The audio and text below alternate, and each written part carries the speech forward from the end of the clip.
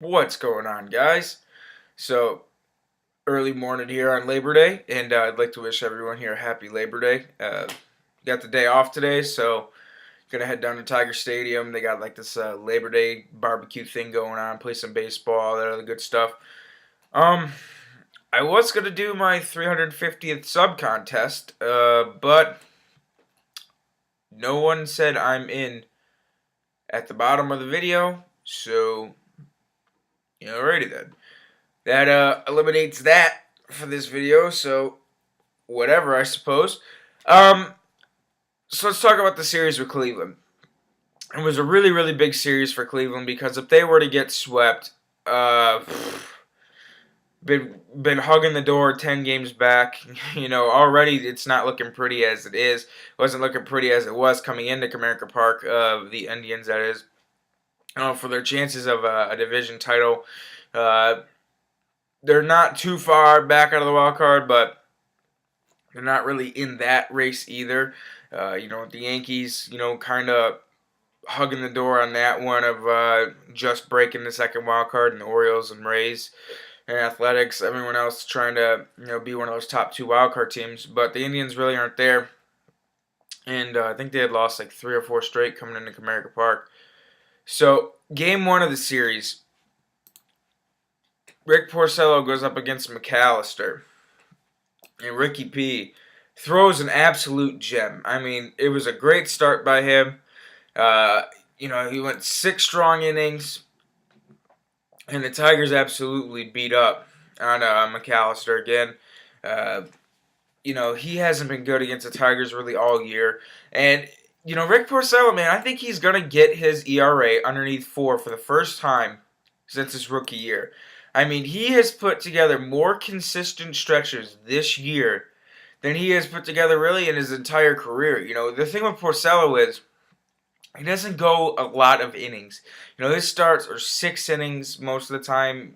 Once in a while he gets 7 innings. Very rare does he go 8.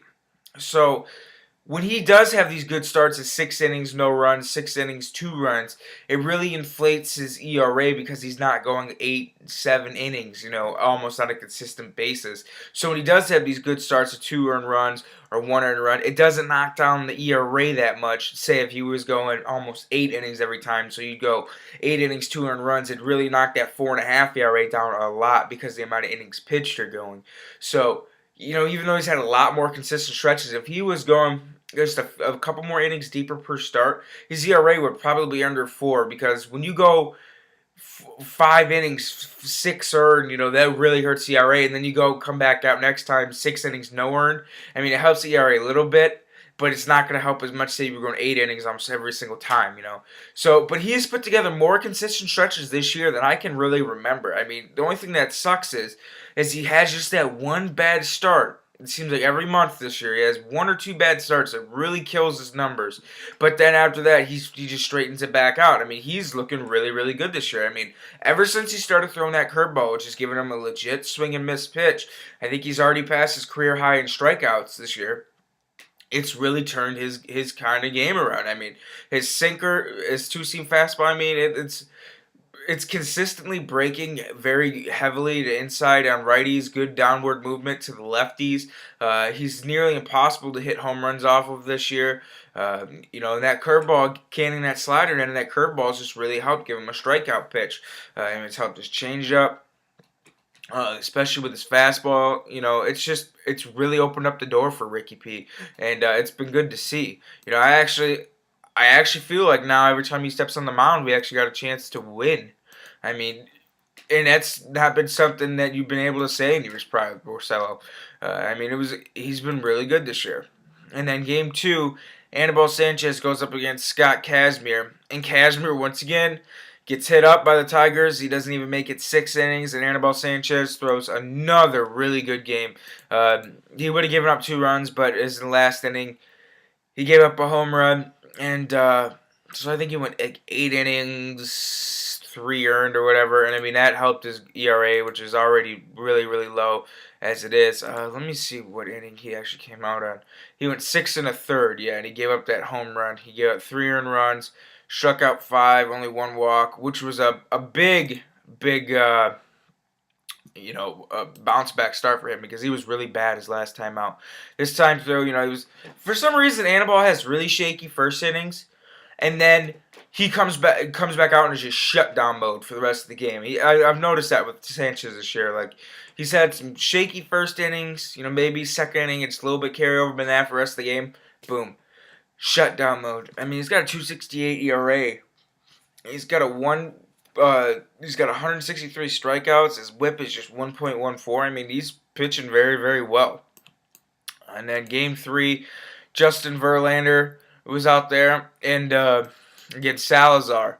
And that Salazar kid, man, Tigers fans, he's gonna be a guy that when Cleveland gets a little bit better, he's gonna be a guy that could be a potential thorn in the ass because he shuts us down. I mean, he's got great stuff. That split is filthy. He's got a great slider, really hard mid-90s fastball, and he maintains his velocity too. It's not just like a guy that's coming out throwing 97, 96 in the first inning, and then when you get to him a little bit late in games, he's only throwing 93. I mean, whether it was his first pitch, or I think he only went 77 pitches, or his last pitch, I mean, he was maintaining 97, and he was keeping Tigers hitters off balance. I mean, when we faced him in Cleveland, he probably would have shut us out there, if it wasn't for Miguel Cabrera, who hit that home run. And I mean, he could be a potential thorn in the side because of how good he is. I mean, that split, that slider, his fastball. I mean, it's just nasty. He's gonna be a very good pitcher. I think they got something with the Salazar kid, and he just pitched a great game. But Verlander was equally impressive.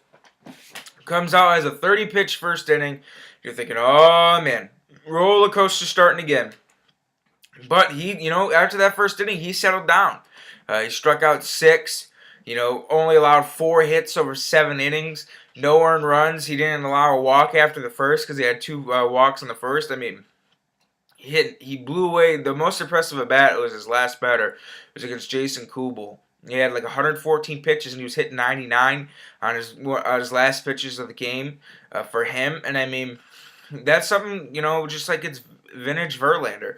And it was weird. Last time he faced the Indians in Cleveland, he was the same way. He came out, had a shaky first inning, and then went 8 innings.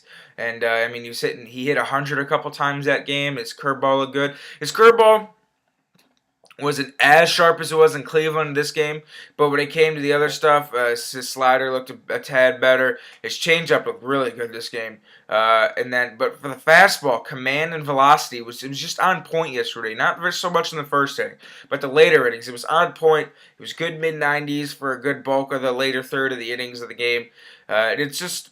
Even Verlander said it's as close as he's felt to being right all year, and for a consistent stretch.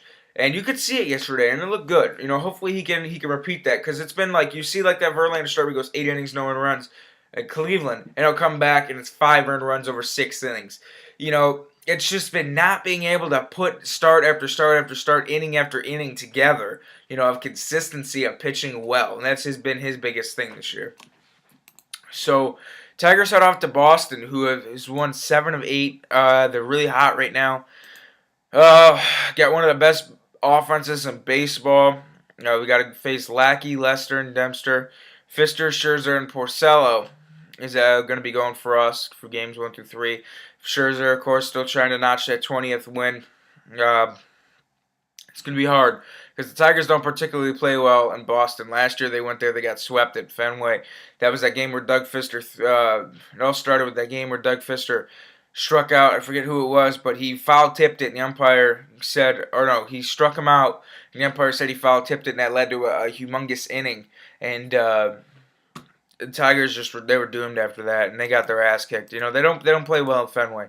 But, this is a different Tigers team for the last 3 years. I think this is the best team the Tigers have had, really. Probably since that 84 team. I mean, there's just a different swagger about this team. Even that 06 team, I think this team's even better than the 06 team. Because I watched almost every game that season in 06, and the way the offense is way deeper. The pitching staff is not even comparable. This team's a lot better pitching staff than the 06 team was. The bullpen was better in 06, I think, because they had a couple more arms better than they do this year. But I think this team right now is definitely a team. Probably one of the better Tiger teams in the last 30 years. They just got that swagger about them. You never feel like you're out of a game. Very deep lineup. They play good defense up the middle. They don't have too much speed, but they got a couple guys, Jackson, Iglesias, and Fonte. They can all run a little bit. You know, just how deep the staff is. So I think this might be a series where the Tigers have a bit better chance to go in there and take 2 or 3 from Boston and cool them down with as good as the pitching staff is and as good as the offense is as well. We don't know how Miggy Cabrera is going to play or not. Hopefully he does. If he doesn't, so be it. I mean, the way Victor Martinez has been hitting, he's been picking up all the slack. It's going to be nice so they can bump Iglesias back down to the 9 spot and put Hunter back in the 2 instead of having him bat 3. So, that's what I got for you guys today. Have a good one. Enjoy your Labor Day. Have a safe holiday. And go Tigers.